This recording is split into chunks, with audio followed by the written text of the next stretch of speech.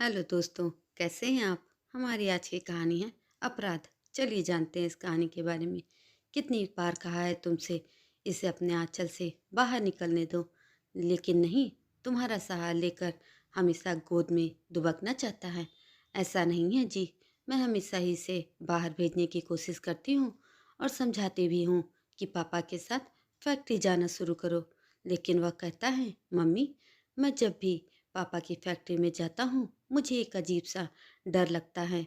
उन मशीनों से आती आवाज़ें मुझे वहाँ से भगाने के लिए मजबूर करती हैं। कोई डॉक्टर भी इसके डर की वजह नहीं जान पा रहे हैं। अब ऐसा कैसे चलेगा? तुम अच्छी तरह जानती हो मैंने यह साम्राज्य हमारे बेटे के लिए ही खड़ा किया है।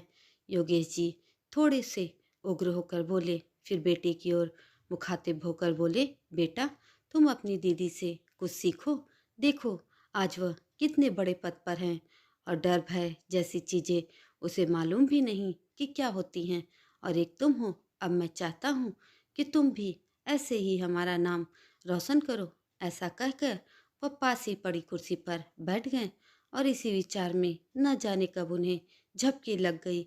नींद में ही अचानक उन्हें महसूस हुआ छम छम करती हुई चली आ रही एक गुलाबी परी। पापा, मैं अपने अनगिनत सपनों को पंख देने आ ही रही थी।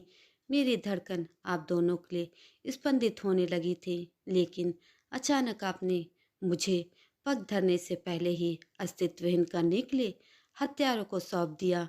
पापा, क्या सच में आपका दिल नहीं पसीजा? मुझे भी जीने का हक था। आपने क्यों वंचित किया मुझे इस हक से? वह लोहे के औजार आज भी मुझे डराते हैं पापा। मैं ही आई हूँ इस घर में वापस, बस चोला आपके बेटे का पहन लिया है, इसीलिए मुझे उन मशीनों से बहुत डर लगता है। तभी अचानक ही योगेश जी की नींद टूट गई और वह सोचने लगे कि मेरी ही उस गलती की सजा आज मुझे इस रूप में मिल रही है। मुझे ऐसा अपराध नहीं करना चाहिए था। दोस्तों, हमें अपनी बेटियों को उनके जन्म पर या कोख में ही नहीं मानना चाहिए, क्योंकि हमारी बेटियां कभी कभी वह कार्य कर जाती हैं जिसका आस हम अपने बेटों से लगाते हैं और वह उन्हें पूरा भी नहीं कर पाते हैं। बेटियां बहुत प्यारी होती हैं और उन्हें भी जीने का हक है।